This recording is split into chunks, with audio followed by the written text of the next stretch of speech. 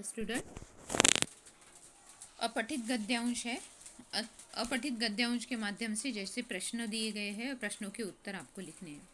ऐसे अपठित गद्यांश आएगा। जो आदमी समय को व्यर्थ नष्ट करता है वह अपने जीवन को नष्ट करता है। समय वह अमूल्य धन है जो एक बार चले जाने पर फिर वापस नहीं मिलता। इसलिए प्रत्येक आदमी को इस बात का ध्यान रखना चाहिए कि उसके जीवन का एक मिनट भी व्यर्थ में न बीते। कुछ लोग ऐसे भी होते हैं जो अपना समय तो नष्ट करते ही है, पर दूसरों के पास बैठकर वो भी जैसे व्यर्थ में बातें करते हैं। अन्यथा अन्य तरीकों से दूसरों का भी समय नष्ट करते हैं। समय के मूल्य को न समझना भारत का एक राष्ट्रीय दोष माना गया है। जो राष्ट्र ऊपर उठना चाहता है, उन्नति करना चाहता है, उसे अपने दोष को जल्दी से जल्दी दूर करना चाहिए। अब समय को अमूल्य धन क्यों कहा गया है? अमूल्य धन, समय को अमूल्य धन क्यों कहा गया है? क्योंकि एक बार चला जाने के बाद जो समय है फिर वो वापस नहीं आता, इसलिए उसे अमूल्य कहा गया है। प्रत्येक मनुष्य को किस बात का ध्यान रखना चाहिए? तो मनुष्य को इस बात का ध्यान किस बात का, यानी जैसे वो जो समय है एक मिनट भी जीवन में व्यर्थ नहीं करना चाहिए, इस बात का उसे ध्यान रखना पड़ेगा। साथ में कुछ लोगों की आदत क्या होती है? समय को नष्ट करते हैं, तो व्यर्थ ही जैसे बातें करते रहते हैं, तो वो समय नष्ट करते, इसलिए इन बातों का उन्हें ध्यान रखना चाहिए। भारत का राष्ट्रीय दोष क्या कहा गया है? इन्हें समय के मूल्य को न समझना भारत का एक राष्ट्रीय दोष समझा गया है। राष्ट्र की उन्नति कब संभव होगी? जब राष्ट्र का विकास होगा, ऊपर उठेगा, उन्नति तभी होगी। और अपने जैसे दोष जो राष्ट्र ऊपर उठना चाहिए, तभी राष्ट्र की उन्नति हो सकती है। अब दूसरा पैसेज है। बापू का स्पष्ट मत था कि बच्चे निर्दोष हुआ करते हैं। उनका जैसा निष्पाप और भोला भाला संसार दूसरा नहीं होता।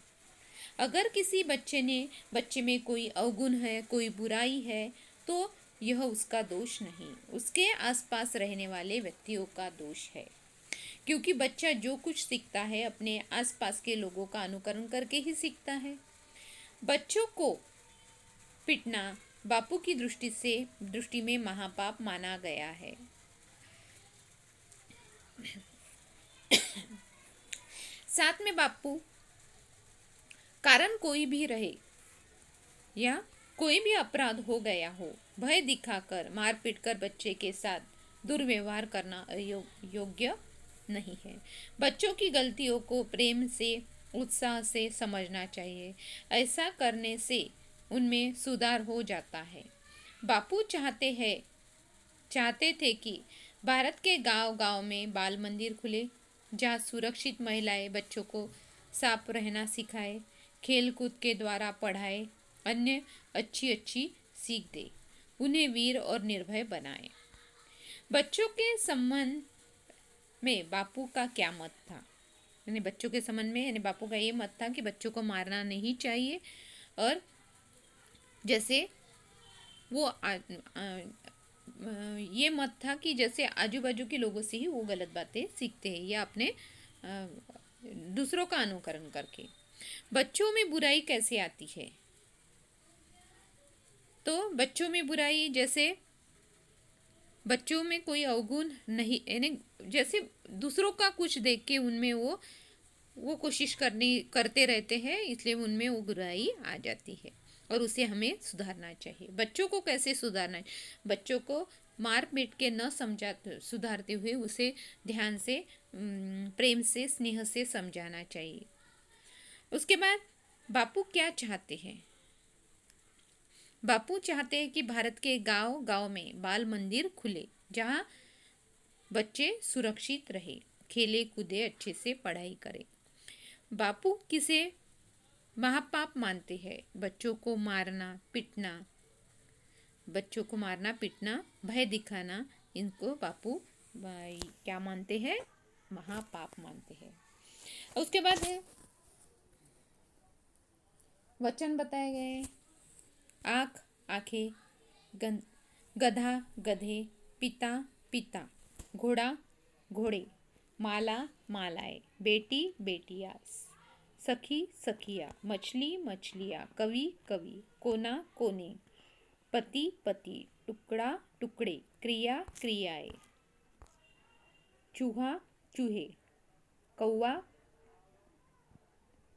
कौवे, रात रातें, महिला महिलाएं, लता लताएं, टोपी टोपियाँ, नदी नदियाँ, मक्खी मक्खियाँ, गाय गाय, डोली डोलियाँ, पति पत्नी पत्नियाँ, शब्द शब्द, माता माताएं।